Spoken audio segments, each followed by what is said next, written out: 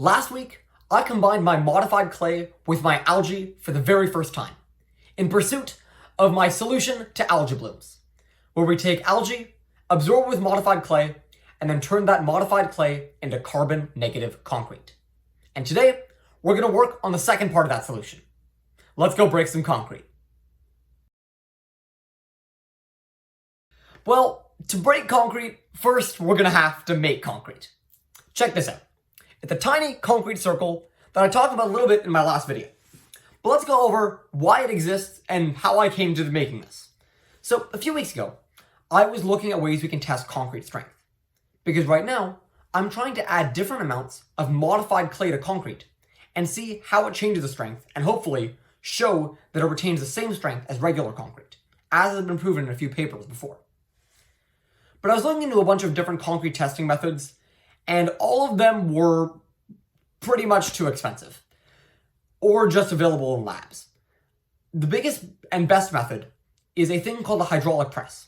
Basically, it's a big squishing machine. It takes a concrete slab and applies tons and tons and tons and tons of pressure until the concrete finally breaks. And you can imagine that requires a lot of force. Just think about how much force it would take to, break down the walls of your house. So obviously, things like that, machines like that, they're only available in labs, and rightfully so, because they're pretty dangerous. But I started thinking, what if you could take a hydraulic press and make it smaller? So I got my hands on this clamp. It's kind of similar to a hydraulic press. In the same way, it applies pressure as you turn in the screw.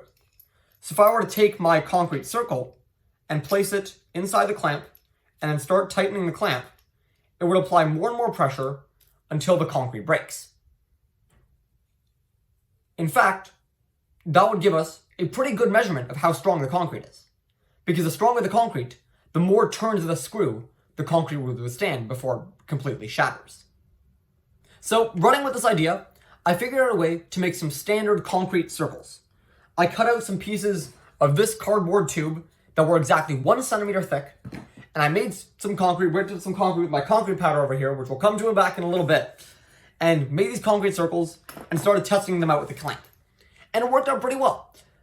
The same types of concrete withstood roughly the same amount of strength, indicating that the whole thickness measurement thing worked. And different amounts of clay did have different numbers of turns that it withstood. So the preliminary results were looking pretty good. So today, we're going to start up some official tests.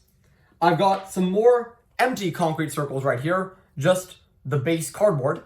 And I'm going to whip up some concrete, and then we're going to start testing it, just crushing it with this clamp. And that should be pretty exciting, I think. And today, I'm going to test out mixes of concrete with modified clay ranging from 0% modified clay up to 15% modified clay, with 5 and 10% in between. And we're going to see if the 5 and 10%, or the 15% even, can withstand roughly the same force as the 0% concrete. If it can, we're in business. So my first step is going to be weighing out different amounts of concrete and modified clay on this scale in accordance with this table on screen. This table shows the amount of concrete that I need to add in along with the amount of water to create a 50% concrete water mix, along with the modified clay to have it be 5, 10, and 15% mixes. So I'm going to weigh out a bunch of ingredients, mix them all up into concrete, and make some circles. See you in a little bit.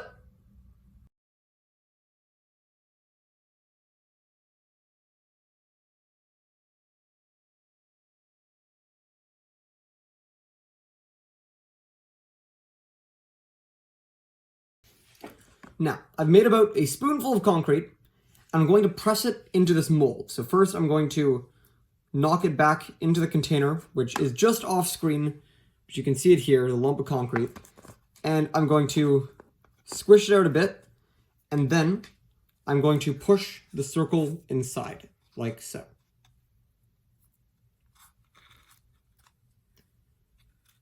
That captures a lot of the concrete. I'm going to pile some more on top, as I'm doing here. It's kind of hard to see while I'm maneuvering it, but I'll pull it out in a second so you can see what I'm looking at here. Essentially, a nice, well-formed cylinder of concrete. So I'm just going to squish it up a little bit more, make sure it completely fills that cardboard cylinder, and then wipe off the edges. And it's going to sit now. It's going to cure for about a day, probably overnight, and then some. And we're going to come back and test it tomorrow. See you then. And we're back. It's been a whole day, and these concrete discs are ready for testing. Let's get the clamps in place and get them all tested up.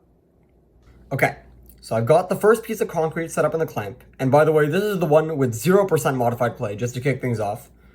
And if I shift over the clamp here, you can see I've got it nice and aligned with the edge of the clamp. And that's going to be my baseline starting point for counting the number of turns that this concrete is able to withstand. So let's start. We got half a turn there. You can see it's flipped all the way over to the other side.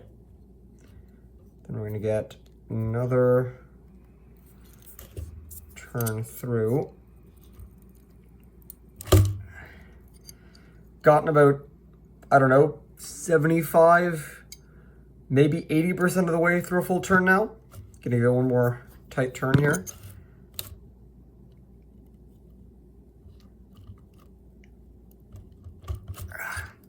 Okay, I've gotten one full turn. And to be honest, I'm having a little trouble breaking this one. So I'm gonna go off camera and I'll let you know when it breaks. Okay. This ended up taking way more force than I thought it would. And I had to pull out of the camera just so I could try and apply the force necessary. But even with me pushing my hardest on this clamp, I could not get this concrete circle to break. It's insane how much force this withstands. So I put it off to the side. I want to test the one with 5% modified clay to kick things off as well. And if that works, if that's able to break, then at least we'll have some sense of how strong it is relative to the original concrete. At least I know now that I'm going to have to make these concrete circles thinner if I want to be able to break them more consistently.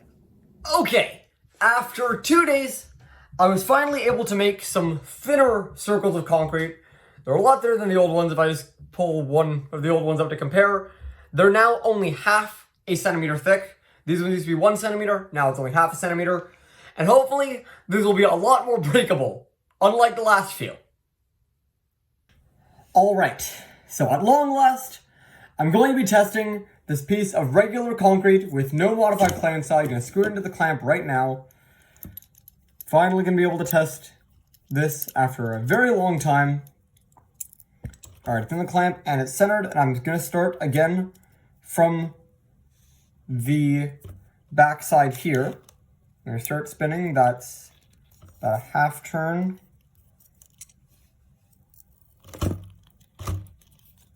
Got through a full turn. Maybe one more.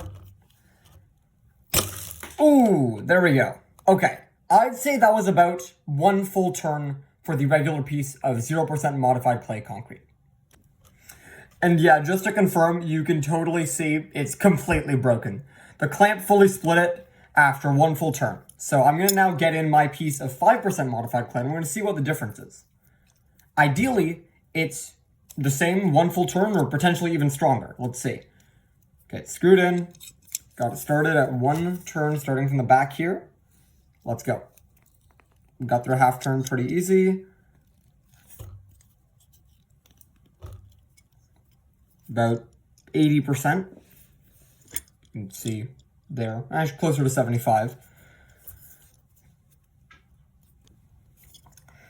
Okay, so I had to turn off the video because it was taking way too long for me to break this. And it turns out, after even about a minute of trying, I have not been able to break this piece of concrete, even though it's about half the size of before. Which, to me, is a good sign. I mean, it shows that, at least for now, the 5% modified clay is pretty strong, even stronger than the actual concrete. So I'm going to put that one aside for now. I'm going to bring in the 10% piece of concrete instead. Here we go. Again, starting from here. We've got a half turn pretty easily.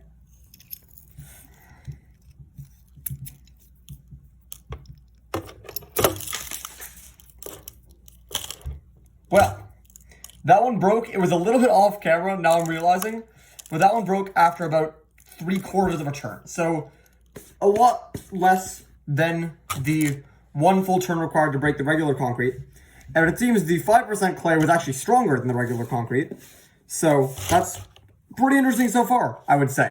Okay, so what did we learn?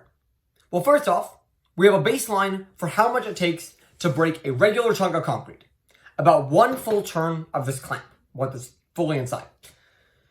We also learned that the 5% modified clay mix is apparently a lot stronger than that. I was able to get at least through 1 1/4 turns and still wasn't able to break it. So, might have to make a thinner chunk of this concrete in order to actually figure out how long it takes to break.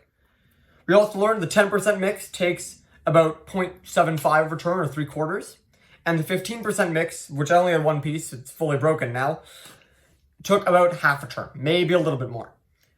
So that's all really interesting data. It shows a clear downward trend after the 5% mix, but even up to the 5% mix, it can be potentially stronger, which is actually a really, really interesting result.